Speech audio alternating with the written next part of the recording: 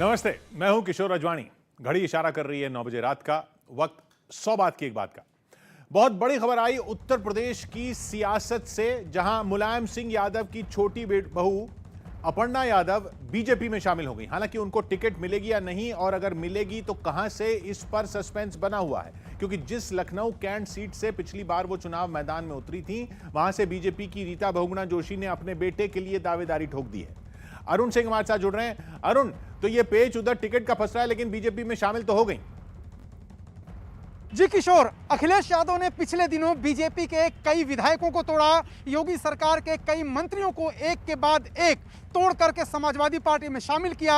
BJP में हड़कंप सा मच गया था, लेकिन आज जवाब देने की बारी बीजेपी की थी, जब बीजेपी ने अखिलेश यादव के घर में ही सेंध लगा दी। अखिलेश यादव के छोटे भाई प्रतीक यादव की पत्नी अपर्णा को दिल्ली में बीजेपी में शामिल करा लिया।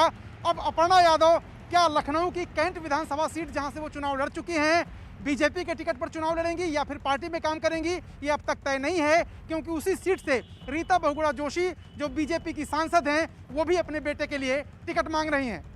तो मुलायम सिंह यादव की छोटी बहू अपर्णा यादव बीजेपी में शामिल हो गई। पिछले कई दिनों से अटकलें लग रही थीं कि अपर्णा बीजेपी में शामिल हो सकती हैं। उन्होंने प्रधानमंत्री और योगी आदित्यनाथ की तारीफ करके इसके संकेत देने भी शुरू कर दिए थे, जो उस वक्त सही साबित हो गए जब अपर्णा यादव ने उत्तर प्रदेश के डिप्टी सीएम और बीजेपी के प्रदेश अध्यक्ष स्वतंत्र देव सिंह की मौजूदगी में बीजेपी का दामन थाम लिया। अपर्णा पार्टी की सदस्यता लेने के लिए इन दोनों नेताओं के साथ ही मंच पर पहुंची। अपर्णा का बीजेपी में शामिल होना समाजवादी पार्टी के लिए जोरदार झटका माना जा रहा है।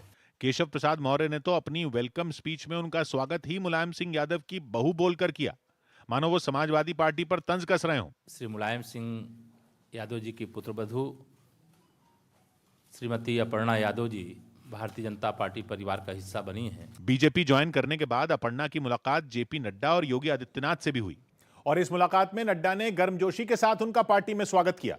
बीजेपी का हिस्सा बनने के बाद अपर्णा यादव भी समाजवादी पार्टी के खिलाफ खुलकर बोली, और अपने इस फैसले को उन्होंने देश हित में लिया गया फैसला बताया। मुझे राष्ट्र धर्म से सर्वोपरि और कुछ नहीं लगा। अपर्णा यादव ने दो टूक कहा कि वो प्रधानमंत्री की नीतियों से प्रभावित होकर बीजेपी में शामिल हुई हैं। आदरणीय प्रधानमंत्री जी की जो नीतियां हैं, उनसे प्रभावित होकर के मैं भाजपा ज्वाइन करूँ। अपर्णा केवल प्रधानमंत्री की नीतियों की ही कायल नहीं है, बल्कि वो योगी आदित्यनाथ को अपना बड़ा भाई मानती हैं। कहा जा रहा है कि अपर्णा के समाजवादी पार्टी छोड़ने की एक बड़ी वजह टिकट की किचकिच है, क्योंकि खबर है कि इस बार उन्हें लखनऊ कैंट सीट से उम्मीदवार नहीं बनाया जा रहा था। इसी वजह से उन्होंने पार्टी छोड़ने का बड़ा फैसला किया। यही नहीं, बीजेपी ज्वाइन करते ही उन्होंने इस ओर इशारा भी किया और लखनऊ कैंट में अपने काम का जिक्र किया। मैंने कैंट में बहुत काम किया है, बाकी पार्टी जो भी निर्णय करे। वहीं जब अखिलेश से इस बारे में सवाल पूछा गया तो उन्होंने मजाक में ही सही ये बता दिया कि वो इस बार अपर्णा को टिकट देने के मूड में नहीं थे। जिन्हें टिकट हम नहीं दे पा रहे हैं, उन्हें टिकट वो दे रहे हैं। 2017 के चुनाव में अपर्णा लखनऊ कैंट से ही चुनाव लड़ी थी और हार गई थी, लेकिन वो उस क्षेत्र में लगातार सक्रिय रहीं और इसी आधार पर वो फिर से वहां से टिकट मांग रही थी। लेकिन खबर है कि अखिलेश ऐसा नहीं चाहते थे। माना जा रहा है कि मुलायम सिंह के परिवार की इसी कलह का फायदा बीजेपी ने उठाया और उनकी छोटी बहू को अपने खेमे में खींच लिया। यही नहीं, बीजेपी नेता अमित मालवीय ने मुलायम सिंह यादव के एक पुराने भाषण का हिस्सा भी शेयर किया, जिसमें मुलायम सिंह यादव अखिलेश पर जमकर बरसे थे। इस ट्वीट में उन्होंने ये भी लिखा कि जो अपने बाप का नहीं हुआ वो किसी का नहीं हो सकता। यूपी में अखिलेश सरकार के कार्यकाल के आखिरी समय में मुलायम सिंह के परिवार की लड़ाई दुनिया के सामने आ गई थी, और अपर्णा के बीजेपी ज्वाइन करने के बाद एक बार फिर वही होता दिख रहा है। मुलायम सिंह यादव की छोटी बहू अपर्णा यादव बीजेपी में अब शामिल हो चुकी हैं, जिसके बाद मुलायम सिंह यादव के परिवार की कलह फिर से दुनिया के सामने आ गई है, जिसे अखिलेश यादव के लिए बड़ा झटका माना जा रहा है। अपर्णा यादव के बीजेपी में आने की इनसाइड स्टोरी एक समझौते से जुड़ी बताई जाती है, जो हुआ था करीब 16-17 साल पहले। कहा जाता है उस समझौते के मुताबिक अखिलेश यादव मुलायम सिंह यादव की राजनीतिक विरासत के इकलौते वारिस होंगे। सूत्र बताते हैं ये समझौता मुलायम सिंह यादव के करीबी रहे अमर सिंह ने करवाया था, क्योंकि जब मुलायम सिंह यादव ने साधना यादव से शादी की थी तो परिवार में जबरदस्त कलह हुई थी और अखिलेश यादव अपने पिता से नाराज रहने लगे थे, जिसके बाद अमर सिंह ने अखिलेश को मनाया, ऐसा बताया जाता है। और यह समझौता हुआ कि अखिलेश यादव अपने पिता की राजनीतिक विरासत के वारिस होंगे और साधना यादव के बेटे प्रतीक यादव कभी भी राजनीति में नहीं आएंगे। ये सूत्र बताते हैं। प्रतीक यादव मुलायम सिंह यादव की दूसरी पत्नी साधना यादव के बेटे हैं। मुलायम ने उन्हें अपनाया, अपना नाम दिया। यही नहीं, कहा जाता है कि समझौते के समय जो प्रॉपर्टी थी उसे भी दोनों भाइयों में बराबर बराबर बांटा गया था। लेकिन सूत्र बताते हैं कि प्रतीक यादव की पत्नी अपर्णा यादव राजनीति में करियर बनाना चाहती थी, जिसकी वजह से परिवार में पावर पॉलिटिक्स शुरू हो गई, क्योंकि अपर्णा यादव परिवार की बड़ी बहू डिंपल यादव की तरह समाजवादी पार्टी में अधिकार चाहती थी। जबकि सूत्र बताते हैं कि प्रतीक ने इस बात का फैसला अपर्णा और अपने पिता पर छोड़ दिया था और इस मामले में कुछ नहीं बोलते थे, जिसके बाद मुलायम सिंह यादव ने 2017 में अपर्णा को लखनऊ कैंट से टिकट दिया, लेकिन वो वहां से जीत नहीं पाई। कहा जाता है कि मुलायम के अपर्णा को चुनाव लड़वाने के फैसले से अखिलेश नाराज थे, क्योंकि इससे वो समझौता टूट गया था जो अमर सिंह ने करवाया था। यही नहीं, खबर तो यह भी आई थी कि चुनाव हारने के बाद अपर्णा ने अखिलेश पर आरोप लगाया था कि वो उनकी वजह से हारी, और यह नाराजगी एक बार फिर तब उभरने लगी जब इस बार के चुनाव में उन्हें टिकट नहीं मिलने की अफवाह उड़ी। सूत्र बता रहे हैं कि अखिलेश यादव इस बार परिवार के किसी भी सदस्य को टिकट नहीं देने के मूड में हैं। कहा गया कि उन्होंने दो टूक बोल दिया कि इस बार ना वो अपर्णा को टिकट देंगे और ना ही उन्हें कहीं जाने से रोकेंगे। तो माना जा रहा है कि समाजवादी पार्टी वहां से पार्टी की युवा नेता सौम्या भट्ट को टिकट देने की तैयारी में है, उसी लखनऊ कैंट सीट से, और यह बात अपर्णा के लिए परेशान करने वाली थी। माना जा रहा है कि ये जानने के बाद ही अपर्णा बीजेपी के संपर्क में आई। वैसे 2017 के बाद वो कई बार योगी आदित्यनाथ से मुलाकात भी कर चुकी हैं। यही नहीं, उन्होंने राम मंदिर के लिए जुटाए जाने वाले चंदे में 11 लाख रुपए दान भी दिए थे, और अब तो वो औपचारिक तौर से बीजेपी में आ चुकी हैं। माना जा रहा है कि उनके आने के पीछे की एक बड़ी वजह लखनऊ कैंट से चुनाव लड़ना है, लेकिन बीजेपी से भी उन्हें टिकट मिलना इतना आसान नहीं लग रहा, क्योंकि खबर है कि कांग्रेस से बीजेपी में आई पूर्व कैबिनेट मंत्री रीता बहुगुणा जोशी इस सीट से अपने बेटे के लिए टिकट मांग रही हैं। वो इस सीट से जीतती रही हैं। 2017 में उन्होंने ही लखनऊ कैंट सीट से अपर्णा को हराया था, और 2019 में लोकसभा चुनाव लड़ने के लिए यह सीट छोड़ दी थी, इसीलिए वो वहां से अपने बेटे के लिए टिकट मांग रही हैं। अपर्णा की राह का रोड़ा केवल रीता बहुगुणा जोशी नहीं, बल्कि उपचुनाव जीतने वाले मौजूदा बीजेपी विधायक सुरेश चंद्र तिवारी भी हैं। सौभाग्य की एक बात यह कि चुनाव से पहले अपर्णा यादव का बीजेपी में आना अखिलेश के लिए बड़ा झटका माना जा रहा है, क्योंकि 2017 के विधानसभा चुनाव से ठीक पहले भी मुलायम सिंह यादव के परिवार की कलह सामने आ गई थी, और अखिलेश और उनके चाचा शिवपाल का झगड़ा जग जाहिर हो गया था। माना जाता है कि उस बार के चुनाव में समाजवादी पार्टी को इस बात का नुकसान हुआ था, और एक बार फिर चुनाव से ठीक पहले मुलायम सिंह यादव के परिवार में वही होता नजर आया। हालांकि अखिलेश यादव अपर्णा के बीजेपी में जाने से बेफिक्र दिखे और उन्होंने उन्हें बधाई दी। यूपी के अलीगढ़ में पर्चा दाखिल करने पहुंचे समाजवादी पार्टी के नेताओं की पुलिस से बहस हो गई। एक दिन पहले समाजवादी पार्टी के उम्मीदवार जफर आलम अपने कुछ समर्थकों के साथ पार्टी दफ्तर से कलेक्ट्रेट के लिए निकले थे, लेकिन जब उनके काफिले को रोका गया तो हंगामा शुरू हो गया। पुलिस ने नियमों का हवाला देकर समाजवादी पार्टी के उम्मीदवार और उनके प्रस्तावकों को कलेक्ट्रेट के अंदर जाने की इजाजत दे दी, लेकिन जब पार्टी के जिला अध्यक्ष गिरीश यादव ने अंदर दाखिल होने की कोशिश की तो उन्हें रोक दिया गया, जिससे वो भड़क गए और ड्यूटी पर तैनात पुलिस वालों से बहस करने लगे। अगर भाजपा के लोगों ने अपने अंदर चला दिया तो आपका शुभ नाम क्या है? मेरा नाम एसपी सिंह। इससे पहले वहां अखिलेश यादव के समर्थन में खूब नारे भी लगाए गए। बाद में समाजवादी पार्टी के प्रत्याशी जफर आलम ने मजिस्ट्रेट के सामने अपना पर्चा दाखिल कर दिया। सौभाग्य की एक बात है कि उत्तर प्रदेश में विधानसभा चुनाव के पहले चरण के लिए नामांकन जारी है। ऐसे में अलीगढ़ में उम्मीदवार के साथ समाजवादी पार्टी के कुछ नेता भी मजिस्ट्रेट के सामने रहकर इस प्रक्रिया का हिस्सा बनना चाह रहे थे, लेकिन जब पुलिस ने उन्हें अनुमति नहीं दी थी वो भड़क गए। राहुल गांधी के करीबी कांग्रेस नेता निखिल अल्वा के एक ट्वीट से पंजाब कांग्रेस में हड़कंप मच गया। आम आदमी पार्टी की तर्ज पर निखिल अल्वा ने ट्विटर के जरिए लोगों से पूछा कि पंजाब में कांग्रेस के सीएम पद का चेहरा किसे होना चाहिए। इससे पहले कांग्रेस ने सामूहिक नेतृत्व में चुनाव लड़ने का ऐलान किया था, लेकिन राहुल के करीबी कांग्रेस नेता निखिल अल्वा ने कांग्रेस आलाकमान से अलग राह पकड़ ली। उन्होंने पंजाब में कांग्रेस की तरफ से सीएम के चेहरे के लिए लोगों से राय लेनी शुरू कर दी। इसके लिए ट्विटर पर बाकायदा लोगों के सामने 4 विकल्प रखे गए। पहले पर चरणजीत सिंह चन्नी का नाम लिखा, दूसरे नंबर पर नवजोत सिंह सिद्धू का नाम, जबकि तीसरे नंबर पर सुनील कुमार जाखड़ को भी इस रेस में दिखाया गया। वहीं चौथे विकल्प पर लिखा गया कि सीएम के चेहरे की जरूरत नहीं है। सोनिया गांधी की करीबी रही मार्गरेट अल्वा के बेटे निखिल अल्वा इन दिनों राहुल गांधी के वीडियो कंटेंट की जिम्मेदारी उठा रहे हैं। सौभाग्य की एक बात यह कि कांग्रेस आलाकमान ने पहले ही ये साफ कर दिया कि पंजाब में पार्टी किसी चेहरे पर चुनाव नहीं लड़ेगी, लेकिन इसके ठीक उलट राहुल गांधी के करीबी निखिल अल्वा ने इस मुद्दे पर लोगों से राय पूछी, जिससे यह माना जाने लगा कि कांग्रेस में इस मुद्दे पर एक राय नहीं है। पंजाब के बाद गोवा में आम आदमी पार्टी ने मुख्यमंत्री उम्मीदवार के चेहरे का ऐलान कर दिया। एक दिन पहले पंजाब में भगवंत मान को आम आदमी पार्टी ने अपना सीएम कैंडिडेट घोषित किया था, जिसके अगले ही दिन अमित पालेकर को गोवा के लिए पार्टी ने अपना चेहरा चुन लिया। और इसका ऐलान होते ही अमित पालेकर ने अरविंद केजरीवाल के पैर छूकर उनका आशीर्वाद दिया। इससे पहले दिल्ली के मुख्यमंत्री ने उनके नाम की घोषणा की। अमित पालेकर जी को आम आदमी पार्टी का सीएम चेहरा ऐलान करते हुए बेहद खुशी हो रही है। पार्टी की तरफ से ये मौका मिलते ही अमित पालेकर ने गोवा के लोगों से कई वादे कर डाले। एक चान्स दिवन पळयात, तुमका दाखयता आम्ही की गोय कशे बदलतले। अमित पालेकर पिछले साल अक्टूबर में आम आदमी पार्टी में शामिल हुए थे। सौभाग्य की बात है कि अमित पालेकर गोवा के भंडारी समुदाय से आते हैं, जिनकी राज्य में आबादी करीब 35% है। खुद अरविंद केजरीवाल कई बार ये कह चुके हैं कि राज्य में इस समुदाय की सत्ता में भागीदारी कम रही। सानिया मिर्जा टेनिस से संन्यास लेंगी। ऑस्ट्रेलियन ओपन में हिस्सा ले रही सानिया मिर्जा ने संन्यास का ऐलान कर दिया। उन्होंने बेटे और फिटनेस की वजह से यह फैसला लेने की बात कही। ये साल उनके करियर का आखिरी सीजन होगा।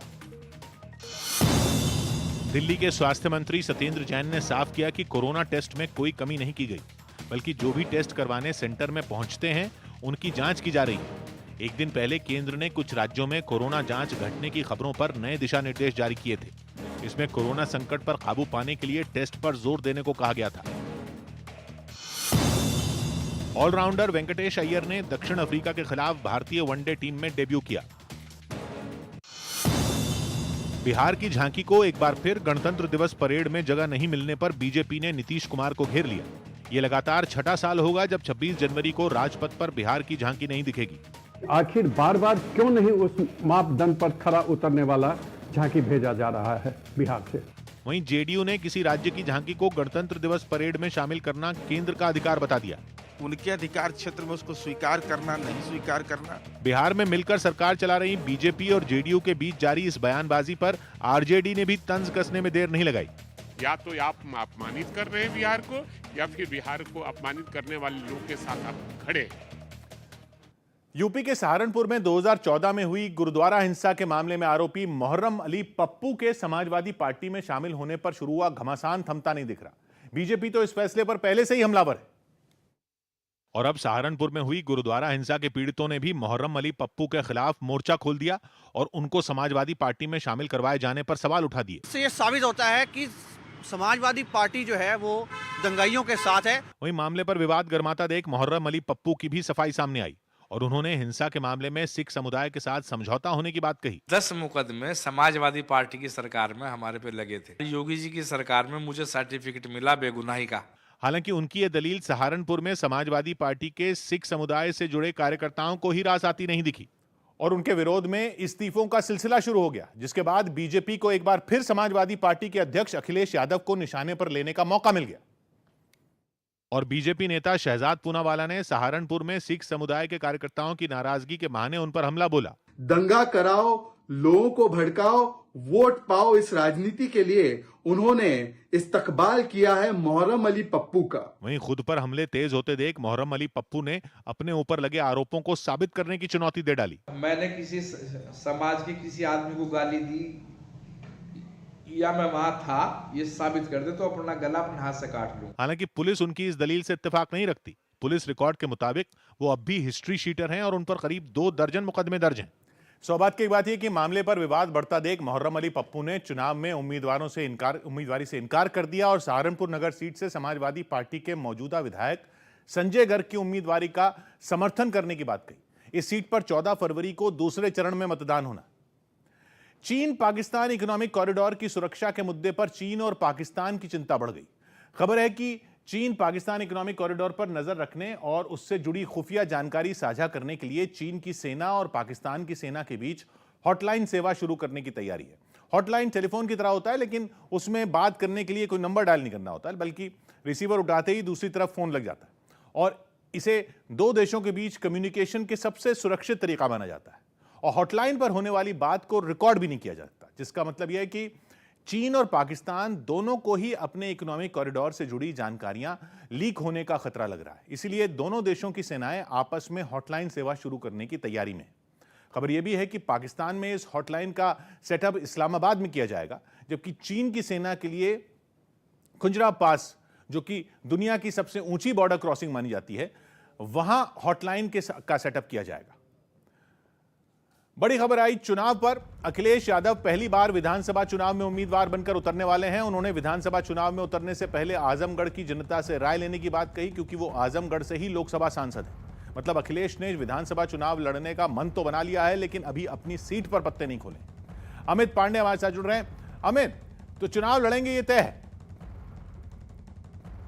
जी किशोर, पहली बार अखिलेश यादव विधानसभा चुनाव लड़ेंगे और इसके साथ ही साथ किशोर पहली बार योगी आदित्यनाथ भी चुनाव लड़ेंगे। मतलब साफ है कि जमीन में जाकर ये दोनों सबसे बड़ी पार्टी के नेता अपने कार्यकर्ताओं को, वोटरों को संदेश देंगे कि हम भी मैदान में उतरे हैं और हम भी चुनाव लड़ रहे हैं, लिहाजा मेहनत करें। एक एक सीट के लिए दोनों पार्टियां समीकरण बैठा रही हैं, उनके शीर्ष नेता मैदान में उतर रहे हैं। और अब जब ये शीर्षतम नेता दोनों मैदान में उतर चुके हैं तो अंदाजा लगाया जा सकता है कि उत्तर प्रदेश चुनाव में कितना कांटे का मुकाबला होगा।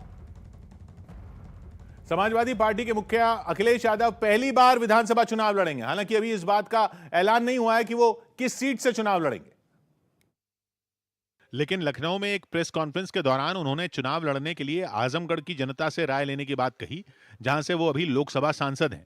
मैं आजमगढ़ की जनता से अनुमति लेकर के ही चुनाव लड़ूंगा, अगर चुनाव लड़ता हूं तो। वहीं बीजेपी ने अखिलेश के लिए अभी तक विधानसभा सीट तय नहीं होने की वजह बताने में देर नहीं लगाई।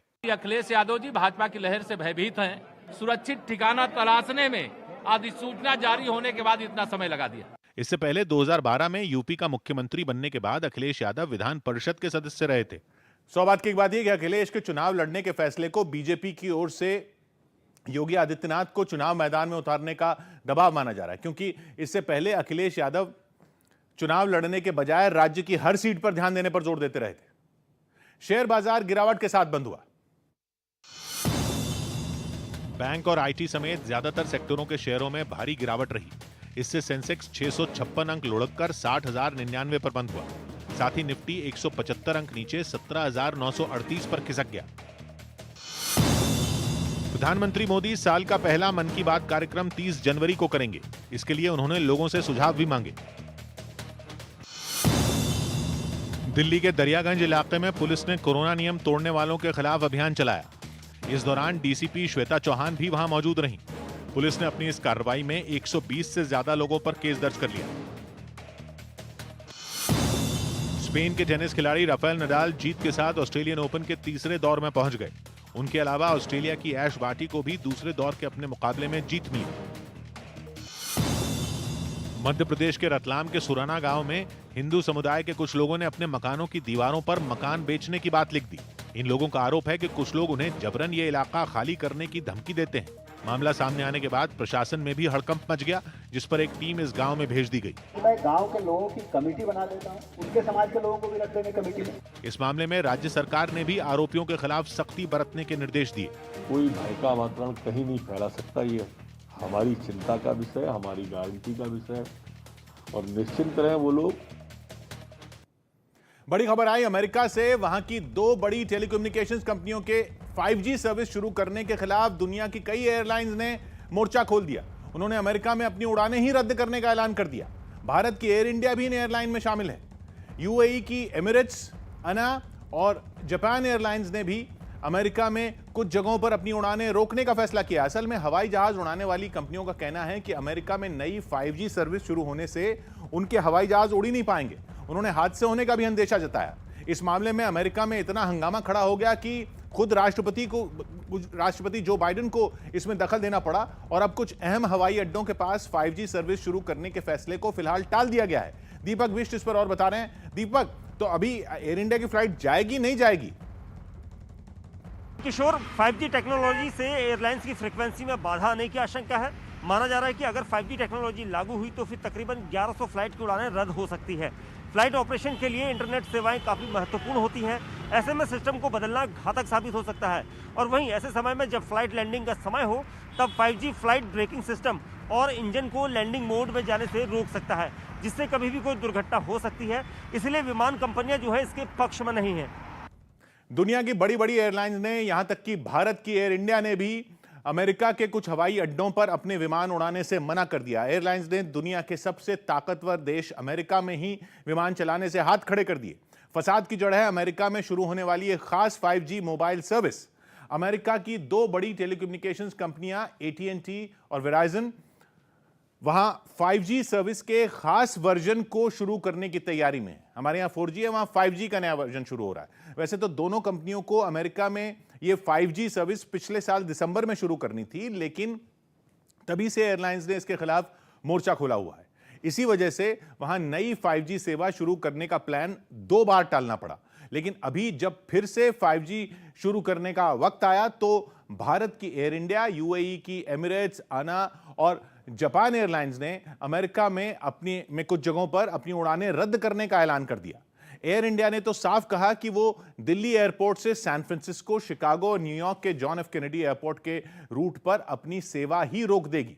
वहीं एमिरेट्स ने कहा कि वो अमेरिका के Boston, Chicago, San Francisco, Miami और सियाटल जैसे 9 बड़े हवाई अड्डों तक जाने वाली अपनी उड़ानें रद्द कर देगी। अना और जापान एयरलाइंस ने भी अपनी कुछ फ्लाइट कैंसिल करने की जानकारी दी।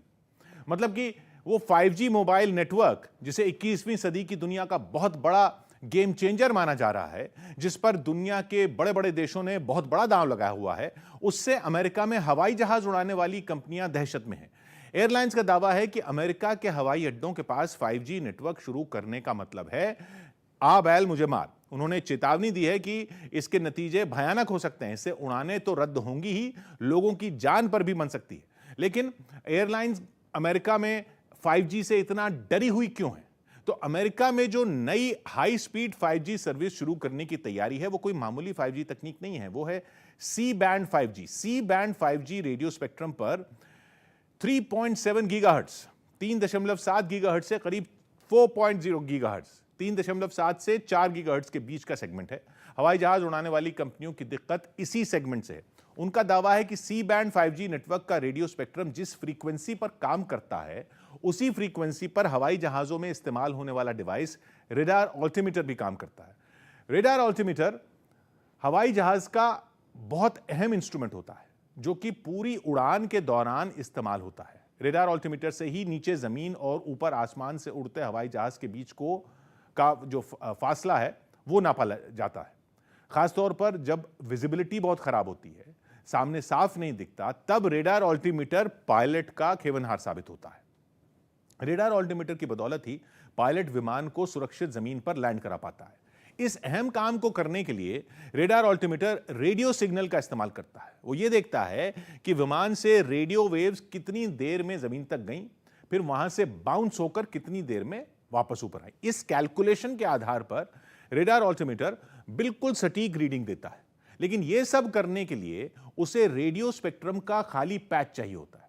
इसी वजह से एयरलाइंस का दावा है कि क्योंकि सी बैंड 5G और रेडार ऑल्टीमीटर लगभग एक ही फ्रीक्वेंसी पर काम करते हैं, इसलिए 5G के एंटेना रेडार ऑल्टीमीटर के लिए परेशानी पैदा करेंगे और वो गलत रीडिंग दे देगा। दावा है कि रेडार ऑल्टीमीटर की गलत रीडिंग सैकड़ों लोगों की जान पर भारी पड़ सकती है। इसकी वजह से पहले एक हादसा भी हो चुका है। रेडार ऑल्टीमीटर की गलत रीडिंग की वजह से 2009 में टर्किश एयरलाइंस का एक विमान लैंडिंग के वक्त क्रैश हो गया था, जिसमें 9 लोगों की मौत हो गई थी। मतलब इतनी दिक्कतें हैं। इसी वजह से हवाई जहाज उड़ाने वाली कंपनियों का कहना है कि अगर एयरपोर्ट्स के पास ये सी बैंड 5G सर्विस शुरू हुई तो रोजाना 1000 उड़ानों को दिक्कत आएगी। मतलब कि उनका तो भट्टा बैठ जाएगा। और अगर हवाई जहाजों के उड़ने में रोड़ा आया तो फिर तो पूरी दुनिया डोलने लगी, बड़े से बड़े देशों की अर्थव्यवस्था चरमराने लगेगी। ऐसे में जब एयरलाइंस ने अमेरिका में कुछ जगहों पर अपने विमान उड़ाने से ही मना कर दिया, तो मामले को सुलझाने के लिए खुद व्हाइट हाउस को उतरना पड़ा। नतीजा यह हुआ कि अमेरिका की दोनों टेलीकम्युनिकेशंस कंपनियों ने ऐलान किया कि वो अमेरिका के मुख्य हवाई अड्डों के पास लगे टावरों में फिलहाल नई 5G सर्विस एक्टिवेट नहीं करेंगे। मतलब तीसरी बार उनका प्लान टल गया। हालांकि टेलीकॉम इंडस्ट्री का साफ कहना है कि एयरलाइंस का डर बिल्कुल बेतुका है। उनकी 5G सर्विस से हवाई जहाज के रेडार ऑल्टीमीटर में कोई परेशानी नहीं आएगी। वहीं अमेरिका की बाकी जगहों पर नई 5G सर्विस शुरू होगी और 90% से ज्यादा टावर एक्टिवेट हो जाएंगे।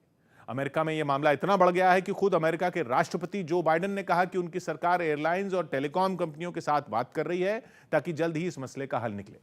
सौभाग्य की एक बात यह कि अमेरिका में नए 5G वर्जन की शुरुआत ने वहां के टेलीकॉम रेगुलेटर FCC और एविएशन रेगुलेटर FAA को आमने सामने लाकर खड़ा कर दिया। वहां का टेलीकॉम रेगुलेटर FAA यानी फेडरल एविएशन एडमिनिस्ट्रेशन पर बरस पड़ा और कि जब हवाई जहाज कंपनियों को कई साल से 5G सर्विस के बारे में पता है तो फिर उन्होंने इस हिसाब से तैयारी क्यों नहीं की? हवाई जहाजों के रेडार ऑल्टीमीटर अपग्रेड क्यों नहीं किए? वहीं टेलीकॉम कंपनियों का साफ कहना है कि जब दुनिया के 40 से ज्यादा देशों में 5G की यही तकनीक आराम से काम कर रही है तो फिर अमेरिका में उसे शुरू करने से हवाई जहाजों में दिक्कत कैसे आ जाएगी। उत्तर प्रदेश के उन्नाव सदर से बीएसपी उम्मीदवार देवेंद्र सिंह पर आचार संहिता उल्लंघन के आरोप में केस दर्ज कर लिया गया। इसके साथ ही इस मामले में उनके कई समर्थकों पर भी कार्रवाई की गई, क्योंकि आरोप है कि बीएसपी उम्मीदवार देवेंद्र सिंह ने आचार संहिता के उल्लंघन के साथ ही कोरोना नियम भी तोड़े। पुलिस को उन पर यह कार्रवाई तब करनी पड़ी जब उन्होंने अपने समर्थकों के साथ वहां जनसभा की। हालांकि कोरोना के खतरे को देखते हुए उन्हें इसकी इजाजत नहीं दी गई थी। इसके बावजूद देवेंद्र सिंह ने अपने समर्थकों के साथ वहां चुनाव प्रचार किया। लोक प्रबंधन अधिनियम के अंतर्गत FIR पंजीकृत कर आवश्यक कार्रवाई की जा रही है। खबर है कि इस कार्यक्रम का वीडियो वायरल होने के बाद चुनाव आयोग की टीम ने इस पर एक्शन लिया। सौभाग्य की बात है कि यूपी की उन्नाव सदर विधानसभा सीट पर चौथे चरण यानी 23 फरवरी को वोटिंग होगी, जिसके लिए चुनाव प्रचार के दौरान भीड़ जुटाना बीएसपी उम्मीदवार को महंगा पड़ गया। पुलिस ने उनके 20 से ज्यादा समर्थकों पर भी केस दर्ज किया है। चुनाव से पहले पंजाब कांग्रेस की कलह फिर खुलकर सामने आ गई। इस बार पंजाब के मंत्री राणा गुरजीत सिंह की पार्टी से निकालने के लिए कांग्रेस के 4 विधायकों ने सोनिया गांधी को चिट्ठी लिख डाली, जिसमें पंजाब सरकार के मंत्री राणा गुरजीत सिंह पर पार्टी को कमजोर करने का आरोप लगाया गया और दलील ये दी गई कि पंजाब की सुल्तानपुर लोधी सीट से उन्होंने अपने बेटे राणा इंद्र प्रताप सिंह को निर्दलीय चुनाव में उतार दिया, जबकि इस सीट से कांग्रेस ने विधायक नवतेज सिंह चीमा को उम्मीदवार बनाया है। इतना ही नहीं, सोनिया गांधी को लिखी गई चिट्ठी में राणा गुरजीत पर फगवाड़ा, जलंधर उत्तर और बांगा जैसी सीटों पर भी कांग्रेस के प्रत्याशियों के खिलाफ काम करने का आरोप लगाया। हालांकि राणा गुरजीत सिंह ने इन सभी आरोपों को खारिज कर दिया। लोगों ने जाके लेके आयो तो और तेरे उल्ट खड़ा किया। इसके साथ ही राणा गुरजीत ने चिट्ठी लिखने वाले नेताओं को सलाह दी कि पार्टी के जीत के लिए वो लोग मेहनत करें। सौभाग्य की बात है कि राणा गुरजीत सिंह ने अपनी टिकट के साथ सुल्तानपुर लोधी से अपने बेटे इंद्र प्रताप राणा के लिए भी टिकट की मांग की थी, लेकिन पार्टी ने उनके बेटे को टिकट नहीं दिया, जिसके बाद उनके बेटे ने पार्टी से बगावत कर ली और निर्दलीय मैदान में उतर गए, जिससे कांग्रेस के दूसरे नेताओं की नाराजगी बढ़ गई। न्यूजीलैंड टीम का ऑस्ट्रेलिया दौरा टल गया। ऑस्ट्रेलिया में लागू सख्त कोरोना नियमों की वजह से न्यूजीलैंड क्रिकेट टीम ने अपना दौरा टाल दिया। वहां लागू क्वारंटीन नियमों की वजह से यह साफ नहीं हो पा रहा था कि मेहमान टीम ऑस्ट्रेलिया में सीरीज खेलने के बाद कब तक स्वदेश लौट पाएगी। इस दौरे में दोनों टीमों के बीच 24 जनवरी से वनडे सीरीज की शुरुआत होनी थी। उत्तराखंड के पूर्व सीएम त्रिवेंद्र सिंह रावत ने इस बार चुनाव नहीं लड़ने का ऐलान किया। पार्टी अध्यक्ष जेपी नड्डा से अपील करते हुए उन्होंने अभी सिर्फ पार्टी के लिए प्रचार करने की बात कही। पंजाब के पूर्व मुख्यमंत्री प्रकाश सिंह बादल की कोरोना रिपोर्ट पॉजिटिव आई। इसके बाद उन्हें लुधियाना के डीएमसी अस्पताल में भर्ती करवाया गया। सीबीआई ने दिल्ली के सुल्तानपुर पुलिस थाने में तैनात एक एएसआई को 40,000 रुपए की रिश्वत मांगने के आरोप में गिरफ्तार कर लिया। मध्य प्रदेश में कोयले की कमी से बिजली संकट गहराने लगा। खबर है कि कोयले से चलने वाले कुछ पावर प्लांट में सिर्फ 2 से 5 दिनों का ही कोयले का स्टॉक बचा है। मध्य प्रदेश की सरकार मान रही है कि ताप बिजली घरों में कोयले की आपूर्ति का संकट है। वहीं कांग्रेस ने शिवराज सरकार पर बिजली संकट को गंभीरता से नहीं लेने का आरोप लगा दिया। यदि कम समय के लिए कोयला है तो ये पहली बात ये है कि ये स्थिति नौबत क्यों हुई। लेकिन राज्य के ऊर्जा मंत्री प्रद्युम्न सिंह तोमर ने इस परेशानी से जल्द निपटने का भरोसा दिया। हम उस संकट के कारण आम उपभोक्ता को परेशान नहीं होने देंगे। दिल्ली के पास गाजियाबाद के लोनी से बीजेपी विधायक पर विवादास्पद बयान के मामले में केस दर्ज हो गया। उन पर चुनाव आयोग ने आचार संहिता के उल्लंघन का मामला दर्ज किया। बीजेपी विधायक नंदकिशोर गुर्जर अपने क्षेत्र में प्रचार करने पहुंचे, जहां पर उन्होंने वोटरों को लुभाने के चक्कर में विवादास्पद बयान दे डाला। लोनी में ना अली, ना बाहुबली, लोनी में सिर्फ जिसके बाद उनके विरोधी और आरएलडी उम्मीदवार ने उनके इस बयान का जवाब उसी अंदाज में दे दिया। अपनी मर्यादा ना लागे कि हमारा नाम भी मदन भैया है। इस बीच चुनाव आयोग सख्त हो गया और बीजेपी विधायक नंदकिशोर गुर्जर पर आचार संहिता के उल्लंघन का केस दर्ज कर लिया गया। लेकिन इसके बाद भी वो अपने बयान पर अड़े रहे। बयान गलत कैसे था? बिल्कुल सही बयान था। इससे पहले योगी आदित्यनाथ विरोधियों पर आरोप लगा चुके हैं कि उन्होंने लोनी से बाहुबली को टिकट दिया है। सौभाग्य की बात है कि इस बार के चुनाव में गाजियाबाद की लोनी सीट हॉट सीट मानी जा रही है। वहां से आरएलडी के उम्मीदवार मदन भैया पर 2 केस दर्ज हैं और इसी बात की वजह से वो विरोधियों के निशाने पर हैं। बीजेपी उम्मीदवार ने अपने बयान में इशारों में यही मुद्दा उठाया, जिसके बाद आरएलडी उम्मीदवार ने उन पर पलटवार किया। यूपी के विधानसभा चुनाव में कांग्रेस को समर्थन देने का ऐलान करने वाले तौकीर रजा ने अब बटला हाउस एनकाउंटर पर विवादास्पद बयान दे दिया। तौकीर रजा का हिंदू समुदाय के खिलाफ दिया एक भड़काऊ बयान खूब वायरल हुआ था, जिसके बाद वो एक और विवादास्पद बयान की वजह से चर्चा में आ गए। इस बार उन्होंने दिल्ली के बटला हाउस एनकाउंटर पर ही सवाल उठा दिए। अगर बटला हाउस एनकाउंटर की जांच करा ली होती, दुनिया को पता चल जाता कि जो मारे गए वो आतंकवादी नहीं थे, उनको शहीद का दर्जा मिलना चाहिए। जिसके बाद बीजेपी ने न केवल तौकीर रजा को बल्कि कांग्रेस को भी घेर लिया। तौकीर रजा और सोनिया जी, तौकीर रजा और कांग्रेस पार्टी दोनों की सोच एक समान है। तौकीर रजा का बरेली के एक सम्मेलन में हिंदू समुदाय के खिलाफ दिया गया बयान खूब वायरल हुआ था। बीजेपी ने उसे शेयर करते हुए उन पर हमला भी किया था और बटला हाउस पर विवादास्पद बयान देते ही वो फिर से उसके निशाने पर आ गए। इस मुद्दे पर बीजेपी और कांग्रेस पहले भी भिड़ चुके हैं। यह एनकाउंटर 2008 में दिल्ली के जामिया नगर के बटला हाउस इलाके में हुआ था, जिसमें 2 आतंकी मारे गए थे, जबकि 2 फरार हो गए थे और एक ने सरेंडर कर दिया था। इस एनकाउंटर में दिल्ली पुलिस के एक इंस्पेक्टर भी शहीद हो गए थे। लेकिन इस घटना के बाद देश भर में काफी हंगामा हुआ था और कई पार्टियों और संगठनों ने इसे फर्जी बताया था। सौभाग्य की बात यह कि तौकीर रजा के हिंदू समुदाय के खिलाफ दिए गए भड़काऊ बयान पर बवाल थमा भी नहीं था कि उन्होंने बटला हाउस एनकाउंटर पर विवादास्पद बयान देकर एक और सियासी बखेड़ा खड़ा कर दिया, क्योंकि इस बयान की वजह से वो अपने साथ साथ कांग्रेस को भी विरोधियों के निशाने पर ले आए, क्योंकि उन्होंने कांग्रेस को समर्थन देने का ऐलान किया है। पंजाब में सीएम चन्नी के करीबी रिश्तेदार पर हुई ईडी की छापेमारी पर सियासी घमासान जारी है। एक दिन पहले 12 अलग अलग ठिकानों पर करीब 23 घंटे तक चले छापों में 10 करोड़ से ज्यादा की रकम जब्त की गई, जिनमें 8 करोड़ रुपए सीएम चन्नी के करीबी रिश्तेदार भूपेंद्र सिंह के 2 अलग अलग ठिकानों से बरामद करने का दावा किया गया, जिसके बाद आम आदमी पार्टी ने उन्हें निशाने पर ले लिया। अभी तो 111 दिन के लिए चन्नी साहब सीएम थे। अगर 5 साल के लिए सीएम रह जाते तो कितने करोड़ रुपए बरामद होते। हालांकि सीएम चन्नी ने एक बार फिर ईडी के छापों को पंजाब में चुनाव से पहले कांग्रेस नेताओं पर दबाव बनाने की कोशिश करार दिया। जब भी दिल्ली पंजाब ते चढ़ के आई है तो पंजाब ने हमेशा जवाब दिता है, इस बार भी पंजाब उसी तरह जवाब देगा।